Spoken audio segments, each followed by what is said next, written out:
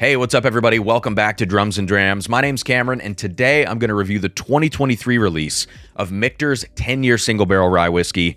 And if you can't already tell by what's on the table here, this is a bottle that I absolutely love. Year after year, I have to pick up these releases. I've got a 2019, a 2018 with a broken cork, unfortunately, and a 2021 here on the table.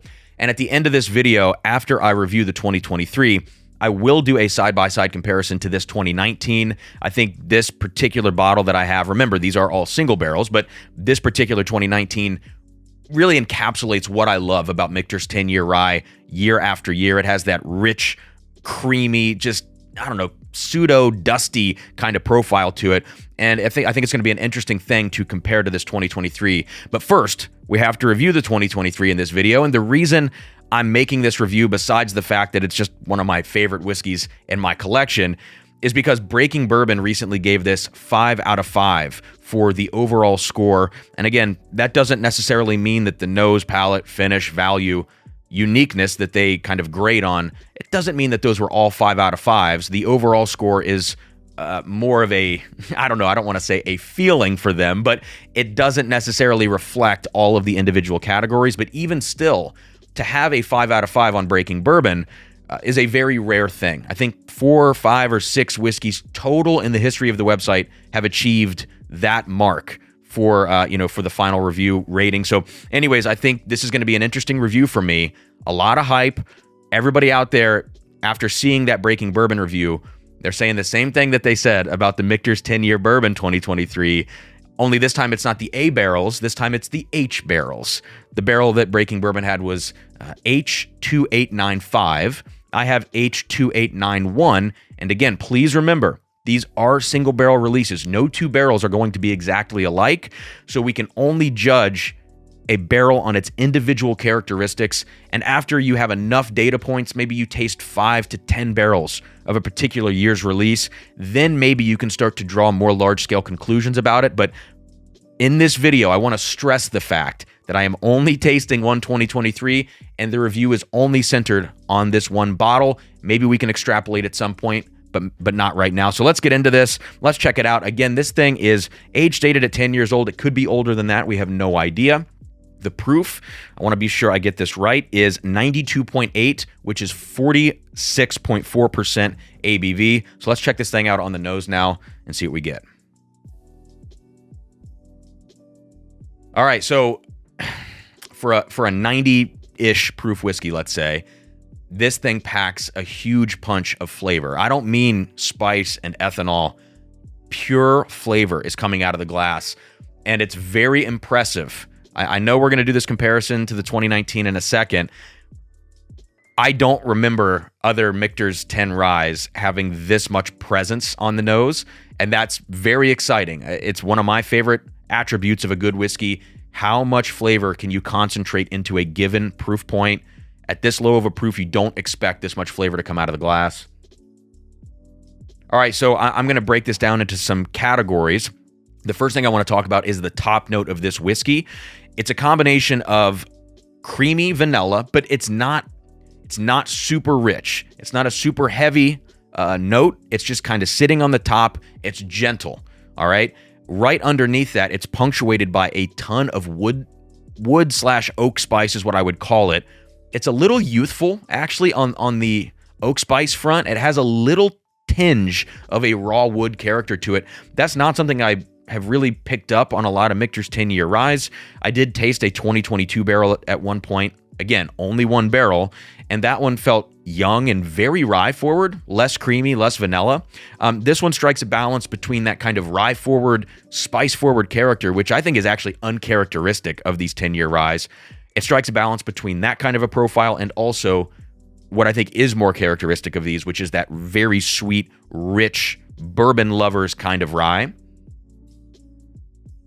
All right, so creamy vanilla sweetness, but light on the top, punctuated by all of these wood notes. There's a ton of citrus, orange citrus notes that are kind of popping in here and there. I would also highlight this kind of red fruit. Oh almost like a preserve or a jam note, like somewhere between strawberry and raspberry preserves. Let's just call it that for right now. There is a nice red fruit thing going on in here. And a lot of these notes, to me, don't feel like a traditional Michter's 10-year rye. But the fact that there's such a variety of notes on the nose between sweet, spice, actually a little bit of savory as well. And one other thing I'm finding, one other kind of category is salty. There's a little bit of a salt note on here. Yeah, I would go salted caramel. It reminds me of being on the beach and kind of smelling the salt water. So I think this thing covers a lot of bases on the nose. It smells very, very good. It's a little more rye driven. I know that sounds like a stupid thing to say. We're talking about a rye whiskey, but oftentimes the rye is very hidden in these 10-year Michter's releases. Here it feels like it's at the forefront of the whiskey. And so I like it. It feels a little bit different, but I think they've packed so much flavor into it that you can't really complain. It smells like great whiskey. Let's see if it tastes like great whiskey here. Cheers, guys.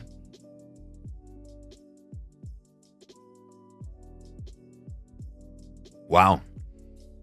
Front of the palate, lemon. Lemon citrus.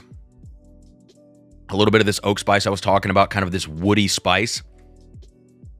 As it begins its development back, good vanillas. Great vanillas. It's still not particularly like a creamy, rich thing. It's kind of this fleeting, very relaxed, almost thin vanilla note in the mid-palate.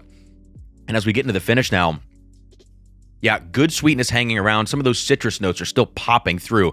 A little bit of that Pop Rocks effect from the rye, from those citrus notes. A little bit of that orange peel is kind of popping up on the tongue. Great first sip, great first impression on this whiskey. But is it something for me that I'm immediately thinking, wow, 5 out of 5, like some of the best whiskey I've had of all time? No. And again, it's not the same single barrel that Breaking Bourbon had. And there are some, variances, let's say, between these single barrels. But I don't think, for me at least, this would quite be there. And I'm going to be really curious to compare it to the 2019, because I think that one, it might actually be better. But let's see. Second sip now on this 2023.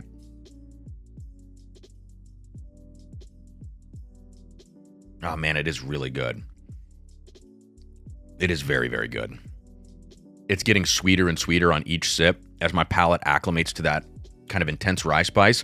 A note that's popping out for me now is a note that I get on a lot of MGP ryes, actually, with decent age, 12 plus years, which is a ginger note.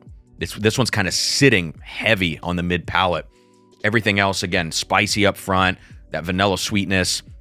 These things are developing, but this ginger note is just sitting. It's very, very heavy on the palate. Great finish. Great, long, spicy finish on this. It completely outkicks its coverage in terms of proof with this finish. So great stuff here. Let's pull out this 2019 now. Same proof, same age statement. You never know with these single barrels exactly what age they are. But let's check out the 2019 now on the nose. All right, so these are very different. The 2019 has a distinct butterscotch note, which is reminiscent of dusty whiskey. And I think the 2023 is much more of a modern rye whiskey profile. It feels much fresher on the nose, which a lot of people are going to like, I think. Fresher, and that freshness comes with some of those lemon, some of those orange notes, just this overall citrus and ginger thing that I'm getting with a little bit of that younger oak spice playing along. That is what makes the 2023 feel so fresh. But the 2019, yeah, this thing, it smells like old leather, butterscotch. It really has that dusty whiskey kind of note. I always tend to favor that, but I don't want that to get in the way of me actually analyzing this whiskey's complexity and development on the palate, because here's the deal. Subjectively, I might like the tasting notes in the 2019 a little bit better, but if it drinks like a better whiskey, then I'm going to call that out, and I think I would have to say that would be my preference, even if the tasting notes are better, because, I try to keep as objective as a point of view as I can as I'm reviewing this stuff. So let's get it on the palate now, 2019.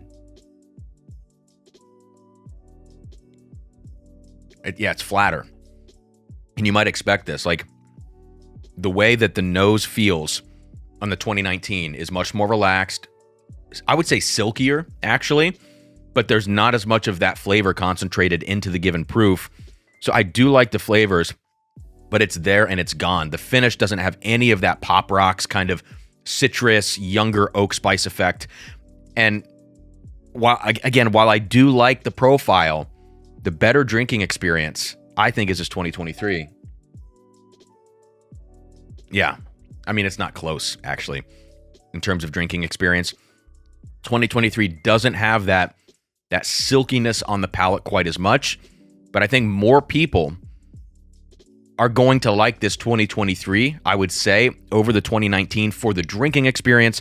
But if you're looking for a whiskey that has a little bit more of that dusty profile to it, if you like that and you don't mind kind of a shorter finish, maybe some of these older bottlings, which I think, again, the 2019 here, this particular single barrel, for me is very representative of the things I've had 18, 19, 20, 21 versions of Michter's 10 Rye. So I am going to use this as kind of a general representation of those years.